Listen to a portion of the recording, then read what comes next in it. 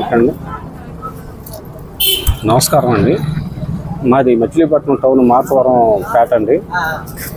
నేను 2010లో 76 గజాలు స్థలాన్ని కొనుక్కుని చిన్న పాక వేసుకుని దాంట్లో మున్సిపాలిటీ ద్వారా ఒక పంపు కనెక్షన్ తీసుకుని ఉన్నాను.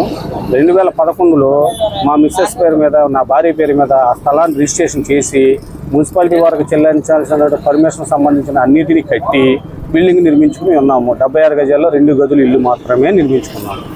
ఆ ఇంటికి సంబంధించి గతంలో నా పేరు మీద ఉన్నటువంటి మున్సిపల్ పన్ను తీసివేసి పంపుని మా మిస్సెస్ పేరు మీద ట్రాన్స్ఫర్ చేయమని అనేక సార్లు అర్జీలు ఇచ్చి ఉన్నాం మున్సిపల్ కమిషనర్ గారికి.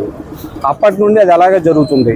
2013లో నాకున్న పన్నే కాకుండా మళ్ళీ అదనంగా ఇంకొక 2 పన్నులు యాడ్ చేసి నాకు మున్సిపాలిటీ వారు నాకు నోటీసులు పంపించారు. సచివాలయ వ్యవస్థ వచ్చిన తర్వాత అడ్మిన్ గారు వచ్చి మీ ఇంటికి 4 ఇంటి పనులు ఉన్నాయండి, 4 పే చేయాలండి అన్నారు. ఎందుకంటే వకీల్లే కదండి, మా మిస్సెస్ కడుతుంది కదా ఏ రోజు ఎప్పటికప్పుడు అప్డేట్ గాను అన్ని పనులు, మిగతా 3 పనులు ఉన్నాయి రద్దు చేయండి అని చెప్పాను. నేను రద్దు చేస్తానండి, ఇప్పుడు వరకు ఉన్న పెండింగ్ 11 ఏళ్ళు 12 ఏళ్ళు ఈ 12 సంవత్సరాలు 3 పన్నులు కట్టండి, కట్టి వాటర్ దాని పన్ను కూడా కట్టిన తర్వాత ట్రాన్స్ఫర్ చేస్తానని డబ్బులు తీసుకున్నారు.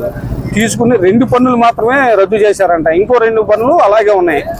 ఇప్పుడు ఈరోజు ఉదయం వచ్చి ఆయన ఎవరన్నా మీ పనులన్నీ అలాగే ఉన్నాయి పెండింగ్లో మొత్తం డబ్బులు కట్టాలండి 4 పనులు అని చెప్పి మరలా అన్నారు.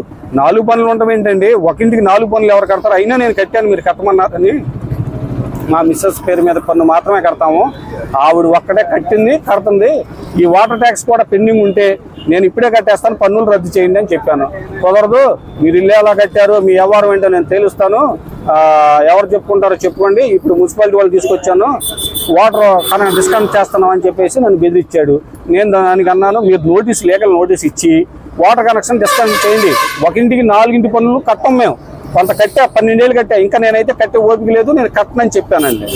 చెప్తే ఆయన చాలా రెక్లెస్గా నన్ను బెదిరించి ఇప్పుడే కనెక్ట్ చేస్తానంటే మా వార్డు ఇన్ఛార్జీలు పిలిపించి మాట్లాడమనండి. వాళ్ళని కూడా ఆయన చాలా తోలనాడి మీరు ఏం చేస్తారో చేసుకోండి, ట్రాన్స్ఫర్ చేస్తారా, 4 ఇంటి పనులు కట్టాల్సిందే అన్నారు. ఒక ఇంటికి 4 ఇంటి పనులు ఎలా కట్టగలం సార్? ఒక ఇల్లు, అది కూడా చిన్న 2 గదులు ఇల్లు మా మిస్సెస్ కడుతుంది, నా పేరు మీద 3 పనులు కడుతున్నాం.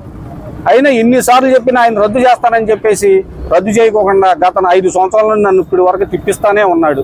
మరి ఆయన ఆలోచన అంటే ఏంటో తెలియదు నాకు, ఏమన్నా డబ్బులు కాచి పడుతున్నాడో లేకపోతే ఇంకో రకంగానో నాకైతే తెలియదు. ఇల్లు ఎలా కట్టావో తెలుసు, నువ్వేంటో నాకు తెలుసు, ఇవన్నీ మాట్లాడతాం, నీ పరువు అంతా తీసేస్తాను అని చెప్పి ఇంటి ముందు హడావిడి చేశాడు.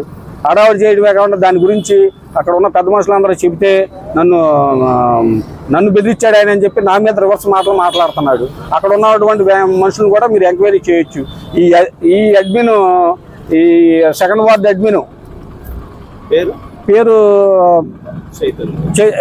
అడ్మిన్ పేరేంటి, ఆదిత్య గారి మీద చట్టపరమైన శాఖపరమైన చర్యలు తీసుకుంటారని ఆశిస్తూ నాకు జరిగిన అన్యాయం కూడా నా ఇంటి పన్నులు కూడా రద్దు చేసి నా ఇంటికి ఒకే ఇంటి పన్ను ఉంచవలసిందిగా ప్రార్థిస్తున్నాను.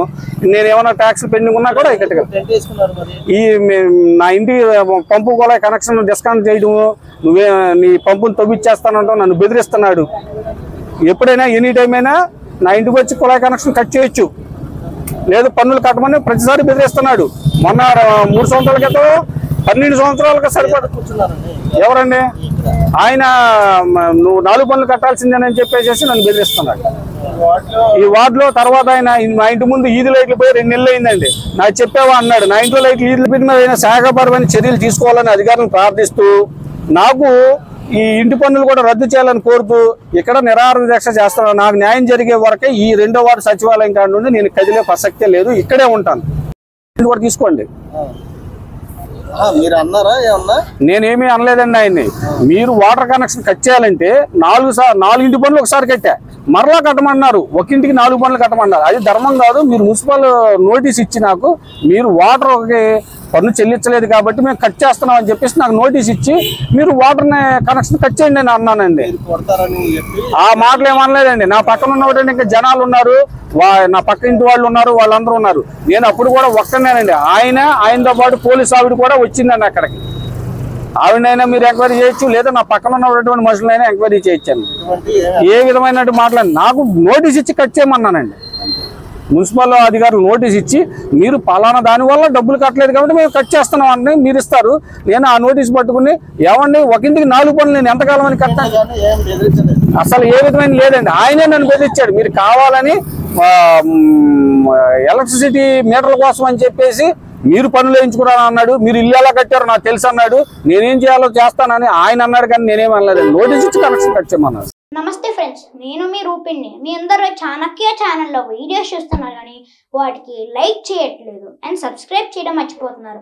మీరు కనుక చాణక్య ఛానల్కి సబ్స్క్రైబ్ చేస్తే మాకు ఇంకా మంచి వీడియోస్ని న్యూసెస్ని చేయడానికి మాకు మోటివేషన్ ఉంటుంది. Thank you and don't forget to subscribe Chanakya channel.